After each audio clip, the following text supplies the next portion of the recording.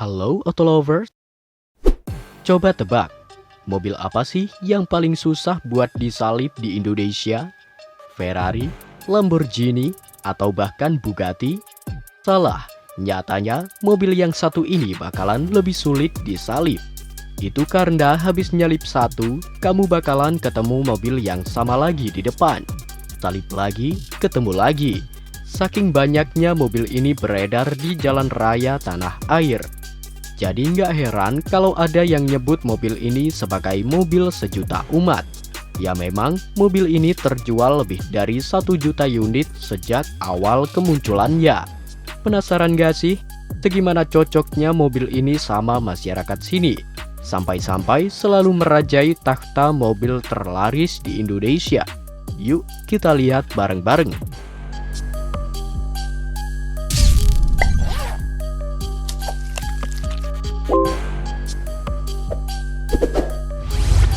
Ngomongin MPV dari Toyota, pasti nggak lengkap kalau nggak bahas Kijang. Mobil yang udah jadi legenda bagi publik otomotif Indonesia ini sedikit banyak merupakan moyang dari Avanza. Seiring dengan semakin tingginya harga Kijang, Toyota merasa perlu untuk menghadirkan produk baru yang mengisi celah harga di bawahnya, agar dapat menjangkau lapisan masyarakat yang lebih luas. Bekerja sama dengan Daihatsu, mereka sepakat untuk menggelontorkan dana sebesar 90 juta US dollar sebagai ongkos riset MPV baru tersebut.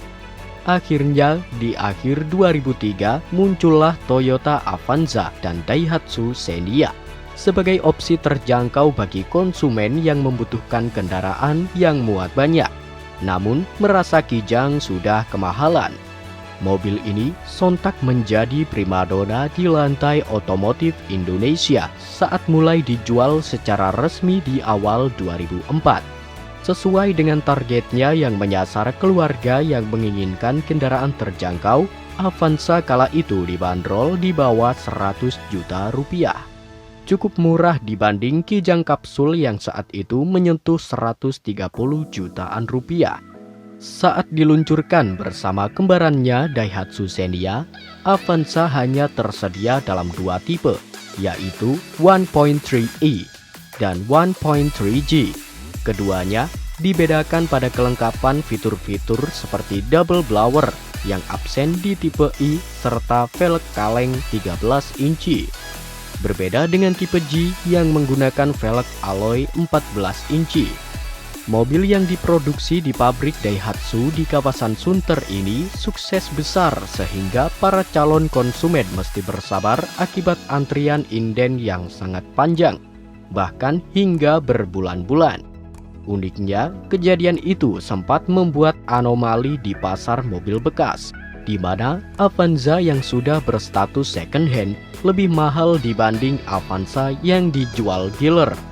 Mungkin karena faktor freshnya desain Avanza saat itu, saat orang-orang sudah lumayan bosan dengan Kijang, membuat animo terhadap mobil ini begitu tinggi. Dibanding Kijang yang menggunakan sasis leather frame, Avanza dan Xenia menggunakan sasis unibody yang merupakan gabungan leather frame dan monocoque. Hal tersebut membuat pengendaliannya sedikit lebih lincah dibanding saudara tuanya tersebut.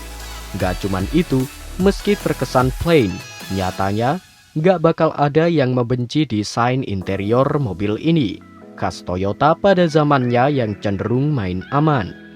Setahun berselang, hadir varian 1.3S berteknologi VVT-i yang lebih efisien dalam penggunaan bahan bakar, serta membawa fitur safety ABS sebagai standar. Kemudian di akhir tahun 2006, meluncur versi facelift yang memberikan update di sektor kosmetik mobil ini. Bumper depan serta grillnya diperbaharui, serta stop lamp belakang kini jadi lebih modern. Kini juga hadir varian 1.5S VVT-i yang bermesin 1500 cc bertenaga 109 horsepower, berdampingan dengan varian 1.3e VVT-i dan 1.3G VVT-i yang mengusung mesin 1300 cc bertenaga 91 horsepower. Untuk pilihan transmisi, Toyota memberi opsi manual 5 speed dan matic 4 speed di seluruh tipenya. Tak hanya berbeda mesin, tipe S juga memiliki tampilan bumper serta grill yang lebih manis serta penggunaan side skirt dan tak lupa velg 15 inci. Ngomong-ngomong soal perbedaan antar tipe, menurut kabar burung nggak cuman fitur yang tercantum di brosur aja yang beda, tapi juga hal lain yang tidak terlihat. Contohnya peredaman kabin. Tipe S bagi beberapa owner disebutkan sedikit lebih kedap dibanding tipe di bawahnya, meskipun hal tersebut nggak dicantumin di brosur. Untuk kisaran harga, kamu bisa nebus Avanza generasi ini dengan bandrol 70 hingga 110 juta rupiah, tergantung kondisi serta tahun perakitannya.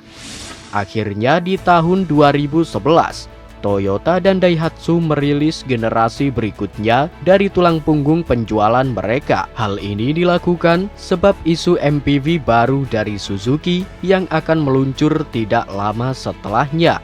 Belakangan MPV tersebut dikenal dengan nama R3. Balik lagi ke Avanza, desainnya kini berubah 100%. Nggak nyisain tarikan garis yang sama dengan generasi sebelumnya sama sekali. Si kembar ini cuma bawa mesin yang sama di generasi sebelumnya buat dipakai lagi di generasi ini. Durabilitas yang terbukti bandel serta irit bahan bakar merupakan faktor kunci mesin tersebut masih layak menurut mereka. Beralih ke sisi interior, kini layoutnya juga semakin modern sesuai dengan zamannya waktu itu. Sedangkan untuk variannya, I dan G masih dipertahankan. Lain halnya dengan varian top of the line yang kini diberi nama Veloz menggantikan tipe S. Veloz seperti halnya tipe S juga memiliki beberapa perbedaan kosmetik dibanding tipe yang lebih murah seperti bumper, grill, dan velg. Hingga di tahun 2016, di mana facelift pertama diperkenalkan, kini faceliftnya beda total. Meski sisi samping dan belakangnya masih identik dengan sebelumnya.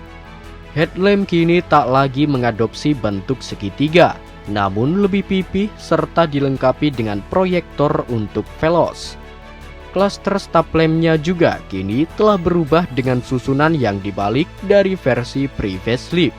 Lanjut, perbedaan paling berasa ada di sektor dapur pacu. Meski masih berkapasitas sama, mesin tersebut diklaim lebih efisien berkat penggunaan material aluminium. Variannya masih sama, namun kini Veloz juga mendapat opsi mesin 1300 cc. Selain itu, tone warna dashboardnya kini jadi lebih gelap dibanding sebelumnya. Sampai di facelift yang juga merubah total tampang dari mobil ini menjadi lebih sangar dengan penggunaan headlamp yang terpisah layaknya Foxy dan Velfire. Di belakang, stop lampnya juga berubah serta tambahan garnish di tengah. Sisi interior meskipun tidak signifikan, kini terdapat kontrol AC digital yang membuatnya tampak mewah. Tapi improvement yang layak diacungi jempol adalah peningkatan di sektor suspensi yang lebih nyaman serta peredaman kabin yang dipermantap. Buat kamu yang kepincut, nggak perlu merogoh kocek terlalu dalam. Untuk tipe paling standar cuma kumpulin 187 juta rupiah. Tapi kalau kamu pengen flagshipnya, Veloz 1.5 dibanderol 235 juta rupiah. Gimana menurut kamu auto lovers? Wajar kan jika mobil ini laku dari 1 juta unit di Indonesia? Pantas saja susah disalip